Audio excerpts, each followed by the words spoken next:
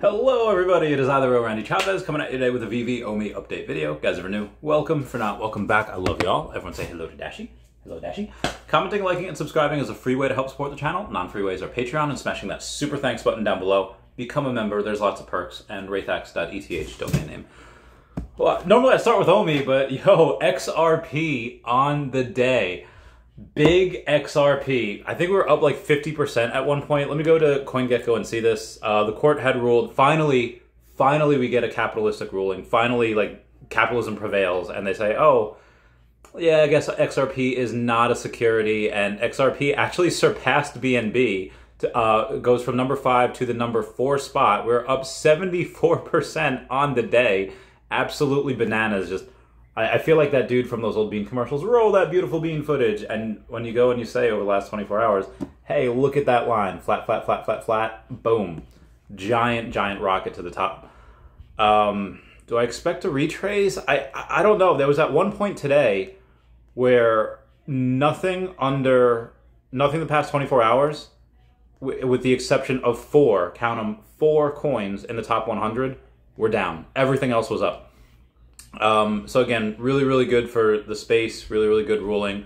We did kind of expect that, but it's been going on for years. Okomi dropped a couple of plays today because even though Okomi's not in the top 100, it's in the top 200, although now it's like 189, so it's close to going back below that 200 barrier. It is down 0.6% at 000624. What does this, what's the XRP ruling mean for OMI? It should give confidence to the team and just be like, oh, hey, all of this, we're really walking on a tightrope as far as regulatory clarity. And maybe now the regulatory clarity, you know, it eases a little bit, get a little bit more. Again, we do kind of have to wait for the SEC, CFTC and all that in order to come up with rules. What is security, what is not? We're most likely fine. But again, God forbid, you do something that's a little bit out of line. It takes a lot more time to roll that back and then redo it as opposed to just waiting. When does OMI start to move? I don't know. It's anyone's guess. I would say by the end of the year, we'll probably get that. I mean, we will get utility, but the utility that I thought was going to really, really pump was that OMI to NFT.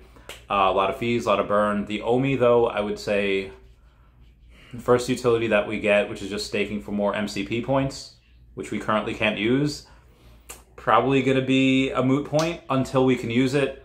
Then when we can use it and people start running out of MCP points, like, oh, hey, I'm going to stake more OMI. But again, that doesn't really take from the circulating supply. That's just kind of locking it up for a little while, for however long you want to do it for, which is fine.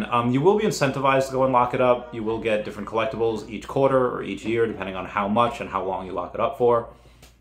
And then once we get the, outside of that, the next utility we should get after that is bronze tickets, or whatever waitlist tickets they're called. $1 worth of OMI for 1 tickets, however they want to do it. That's fine. That'll start to burn the circulating supply, and then we'll see it. But again, I don't really expect that. Hopefully end of this quarter. We'll see. I'll keep y'all posted. Anyway, onto the Veve app. We have Charles Delgado yesterday on the Facebook said, picked up this 3-digit comic. I want to own a 3-digit of every single comic, and it was the Fantastic Four #1 common for $200 or $199, which is good. Again, when you have something like a Fantastic Four, this is, I think there were 30,000 of these. You know, 3 digits become very coveted when you go and you say, oh, hey, guess what? There's a bunch of 4 and 5-digit mints. The 3-digit ones become very scarce. There's only 899 of those. Actually, even less because it's not like a collectible. There's even less of them because, you know, they keep, you know, like 150, 200, however many they keep. There's a little bit of confusion. There was a big Miles Morales sale for like 15 grand, but there was a number 41 that the Veve low mint had gone and said, SpiderMan Miles Morales secret rare just sold. Number 41, 2 blank from rank 1. That rank 1 is Veve's wallet. So that rank number 1 is Veve's wallet. And people were saying like, oh, is Veve selling over the counter again? Guys, this is what they're doing, is they're just taking some of their inventory that they have. Now, this number 41, it happens to be one of the 90 that they kept back. They keep the first 40, and then the first 40 after that are, you know, they're Veve's, they're Marvels, they're whoever keeps them. I think most of those do go to Marvel. And then Veve does keep an extra 50 on top of that. this just happens to be one of those. Ooh, it got dark in here, boy. There we go. The number 41 just happens to be one of those 50 that they had kept back. I know some people are a little salty about that. Guys, it is random. There's nothing that I can do. Could Veve go and say, hey, let's keep all the, out of the 50, let's just not keep any of the sub 100s? I think that'd be really cool if they did that, but that's just not the way they do it. It is random numbers. It does happen to be the number 41. So that did not sell, but I saw a couple people saying, oh, Veve's doing over-the-counter stuff. They're just putting it in a wallet just so that they can show it off at San Diego Comic-Con. It'll move back afterwards. Like, it'll go back to the Veve wallet as soon as San Diego Comic-Con's over. Maybe they keep it for New York Comic-Con. That might make sense to why not just keep it there for the next few months for October instead of transferring it back. God forbid you accidentally burn it. You accidentally send it to the burn wallet. Oh, that'd be horrible. Not the number 41. But yeah, that's, but on top of that, we do have a sale for a secret rare. It was Sergio's. He goes on and says, this morning I woke up to a notification that my Miles Morales secret rare collectible was sold for $15,200. Only 250 of the Spider-Man collectible exist, technically 160, because again, Veve keeps 90, which makes it the most scarce 3D collectible on the blockchain from Marvel. Congrats to the seller on owning this beautiful masterpiece. I bought the collectible last year for $3,500 when a lot of people thought it was way too expensive. I sold one of my partner statues to get the funds. It's a bittersweet moment for me personally. Oh God, I'm sorry. Bittersweet moment for me personally. I love the collectible. It is the most beautiful designed and executed. Marvel hired the most talented team to create this piece. The best part of this trade is that it went to a fellow master collector who owns 303 sets and has a MCP level of 81. So glad to see it's in good hands. Through the ups and downs, I held onto my conviction that this is the least it should be valued at, and if it drops down significantly, I will grab it again. For now, I'll hold on to my gems, pick up a few more sets, and look for opportunities in the market. That Peter Parker Spider-Man secret rare is looking really good at $7,300. Foster Hilt bought that, I think, for like $5,500. It says, it's Marvel's first digital collectible and Spider-Man's first appearance. Might pick up another one. Not sure yet. Lots to think about. And then you have some ridiculous, I'm not going to say that word, ridiculous people that are like, oh, yeah, this is market manipulation. I hope the SEC is watching. Yeah, nobody bought that secret rare Spider-Man. He did it with a second account or a friend. Guys, don't be stupid. Don't listen to stupid people. That's absolutely ridiculous. Again, you can see on the blockchain, you can see everywhere. I feel like some people are in this fishbowl because they don't have what amounts to 5 figures, which in the grand scheme of things is really not a lot at all. Because they don't have 5 figures to spend on something, they automatically assume that other people don't have that as well. Or obviously, we've seen whales on this podcast, we've seen whales just over there that don't get out of bed for that type of money. It's too inexpensive for them. So anyway, yeah, just my thoughts on that. We have a what's likely to drop predictions from My Collectibles. His picks, he thinks that we're going to get at San Diego Comic-Con for Veve, a Thrawn, Ahsoka, a Venom collectible, either of those, a Pokemon announcement that at San Diego Comic-Con, I don't think they're going to do any crazy announcements that don't have anything to do with Marvel. It would most likely be a bunch of Marvel stuff. So when he says Pokemon, give that a long time. Give that like 6 months. If we can get it at all. I don't know. Hulk number 181 or 180 comic. That Hulk 181 would be amazing. Star Wars number 42 comic, Avengers number 1, Iron Man number 1, Darth Vader number 14, or Mace Windu number 5. Again, anything having to do with Marvel, Star Wars, anything in the Disney brand, I think is fair game. There are a couple of people that did mention the Nick Fury solo Mighty set. I wonder where they got that idea from. I think, again, we should get a Mighty set. If not in San Diego, we will get it in New York. At one point, we will get it. There should be at least two others this year. We will get one for the Marvels that will come out in November, and then we will get something for either San Diego or New York. Hopefully both. I would love to see it. Yeah, we should get more of those. Anywho, moving on here. After Veve announced yesterday, in preparation for the return of payout, our new provider, we are now incrementally adding users based on specific criteria. There were a couple of people that did go and actually use that cash out. It works. It's done. They didn't seem to have any issues with it. And then David Yu had retweeted saying, "Thank you for your patience." I loved how he says, "Thank you for your patience." That's perfect. Perfect. You go, David.